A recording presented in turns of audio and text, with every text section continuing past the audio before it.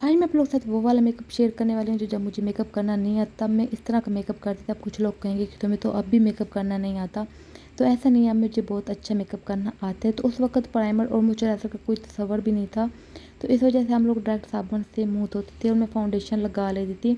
तो उस वक्त मैं स्टिक फाउंडेशन यूज़ करती थी और फाउंडेशन का शेड इतना लाइट होता था कि आप लोग को मैं क्या ही कहूँ। तब फाउंडेशन भी मैं हाथों से ब्लेंड करती, तब ब्यूटी ब्लेंडर या फिर कोई स्पॉन्ज में यूज़ नहीं करती थी, डायरेक्ट हाथों से ही ब्लेंड करती थी। जितना मैं इस वक्त लगा रही हूँ उतना ही लाइट फाउंडेशन उस वक्त भी मैं लगाती थी। और सबसे मज़े की बात, इस तरह का मेकअप करके मैं शादियों में जाती थी। अब मुझे सोचकर भी शर्म आती है और तब मुझे कोई शर्म नहीं आती थी। और जो मेरे पास कॉम्पैक्ट पाउडर होता था वो भी वाइट ही होता था। तो यहाँ पर इस वक्त तो मेरे पास कॉम्पैक्ट नहीं था, यहाँ पर मैं एक वाइट लूज़ पाउडर यूज़ कर रही हूँ। उस वक्त मैं फेस पाउडर लगाती थी। तो उसके बाद जी मेकअप भी बहुत ही मज़े का होता था। आइज मेकअप के लिए भी जो ड्रेस में कलर होता था शिम्बर का, वही शेड लेकर पूरी आंखों पर लगा लेते थे। कोई ब्लेंडिंग नहीं, कोई मैट शेड नहीं लगाते, बस एक शिमर शेड लेकर पूरी लिड पर लगा लेती थी।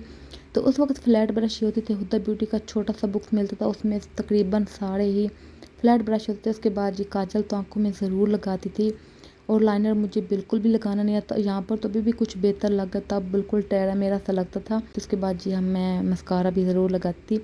तब मैं आप लोगों को बता दूँ कि मेरे पास काफ़ी चीप प्रोडक्ट थी। मस्कारा भी 100 रुपये का आता था, बहुत ही चीप होता था। उसके बाद जी ब्लश तो मैं पिंक ब्लश ही लगाती थी भर भर के। ब्लश तो मुझे बचपन से ही बहुत ज़्यादा पसंद है, इस वजह से मैं लगाती, मगर अगर ज़्यादा लग जाता तो फिर हम लोग उसको सेट भी कर लेते थे। तो मगर और उसके बाद जी लिपस्टिक तो मैं हमेशा रेड ही लगाती थी। तो रेड लिपस्टिक होती, पिंक ब्लश, और ये रही जी फाइनल लुक। आप लोग यकीन करें इस तरह का ही मेकअप लुक मैं करती थी। मैं फाउंडेशन को बिल्कुल भी गर्दन पर अप्लाई नहीं करती थी, नहीं लगाती थी, क्योंकि मुझे लगता था कि फाउंडेशन जल्दी ख़त्म हो जाएगी। और उसके बाद मैं ये किसी की शादी में भी करके चली जाती, ईद पर भी इस तरह का ही मेकअप करती। मेकअप पसंद मुझे बहुत था, तो इस वजह से मैं मेकअप बहुत ही शौक़ से करती थी। फिर उसके बाद जी मैंने मेकअप करना सीखा, और मेकअप सीखने के बाद मैं अब किस तरह का मेकअप करती हूँ वो भी मैं आप लोग को आगे बताती हूँ। वीडियो को पूरा देखना है लास्ट तक। तो चलिए मैं आप लोग को बताती हूँ कि मैं अब मेकअप किस तरह करती हूँ। अब मैं मेकअप करने से पहले अपनी स्किन को मॉइस्चराइज ज़रूर करती हूँ। तो यहाँ पर जी उसके बाद मैं प्राइमर भी लाजमी लगाती हूँ, क्योंकि इससे हमारे पोर्स अच्छी तरह से फेल हो जाते हैं और फाउंडेशन बहुत अच्छे से लग जाता है। और उसके बाद जी यहाँ पर अब मैं करती हूँ करेक्टिंग भी। पहले मैं फेस करेक्ट नहीं करती थी और ऑनेस्टली इतना ज़रूरत भी नहीं थी तब। अब मुझे पिगमेंटेशन और एक्ने के निशानात ज़्यादा हैं, तो अब जी मैं अपने फेस को करेक्ट भी ज़रूर करती हूँ, क्योंकि इससे बेस बहुत ही अच्छी बनती है और हमारी बेस ग्रे नहीं होती, बुरी नहीं लगती, बहुत ही अच्छी सी बेस बन जाती है। तो यहाँ पर जी मेरा फेस को मैंने करेक्ट कर, उसके बाद जब मैं फाउंडेशन भी अपनी स्किन टोन के अकॉर्डिंग लगाती हूँ और देखती हूँ कि जो मेरा शेड है मैं उसके साथ का ही शेड लगाऊं। और फाउंडेशन को ब्लेंड करने के लिए मैं ब्यूटी ब्लेंडर यूज़ करती हूँ। पहले तो हाथों से ही ब्लेंड करते थे, कोई ब्यूटी ब्लेंडर मैं यूज़ नहीं करती थी।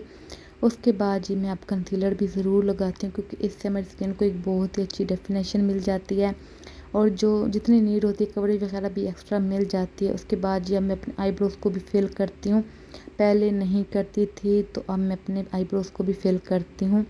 तो जी अब मैं यहाँ पर अपने कंसीलर को भी ब्लेंड कर लूँगी। कंसीलर को बहुत अच्छे से ब्लेंड करूँगी ताकि मेरे जो अंडर आइज के नीचे क्रीसेस ना पड़ें। उसके बाद जी मैं यहाँ पर एक लूज़ पाउडर लेकर अपने बेस को सेट कर लूँगी। मैं अब लूज़ पाउडर जो यूज़ करती हूँ मैं स्किन टोन के अकॉर्डिंग करती हूँ, और अब मैं फेस पाउडर बहुत कम यूज़ करती हूँ। पहले मैं काफ़ी ज़्यादा फेस पाउडर लगाती थी, मगर अब मुझे लूज़ पाउडर ज़्यादा अच्छा लगता है। उसके बाद जी अब मैं आई मेकअप के लिए पहले तो मैं मैट शेड लेती हूँ, उसके बाद ही मैं शिमर अप्लाई करती हूँ अपनी लिड पर।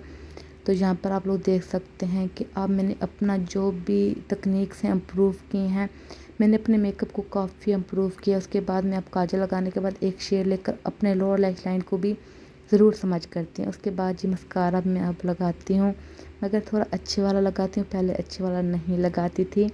उसके बाद अब मैं अपने फेस को कंटूर ज़रूर करती हूँ, क्योंकि फेस को कंटूर करने के बाद जो एक फेस को लुक मिलती है जो बहुत ही बहुत ही मज़े का फेस लग रहा होता है। उसके बाद ये ब्लश तो मैं अब भी पिंक लगाती हूँ, मगर थोड़ा लाइट पिंक लगाती हूँ। उसके बाद अब मैं हाइलाइटर लगाती हूँ, पहले मैं हाइलाइटर नहीं लगाती थी। तो अब मैं लिपस्टिक लगाने से पहले अपने लिप्स को लाइन कर लेती हूँ, इससे मेरी लिपस्टिक फैलती नहीं, और अब मैं मैट लिपस्टिक लगाती हूँ। तो पहले मैं जो मंडोरा या फिर इस तरह की लिपस्टिक होती थी मैं वो लगाती थी, मगर अब मैं लिक्विड लिपस्टिक लगाती हूँ। तो ये कुछ चेंजेस हैं जो मैंने अपने मेकअप में किए। अब ऐसा नहीं है कि मैं अब जो है ब्लू लिपस्टिक नहीं लगाती, मैं अब भी लगाती हूँ, मगर अब मैं उनको मैट कर लेती हूँ। पहले मुझे मैट करना नहीं आता था। तो ये रही जी मेरी फाइनल लुक, और मैंने ये तकनीक अपनी इम्प्रूव की, मैंने अपने मेकअप को काफ़ी हद तक इम्प्रूव किया है।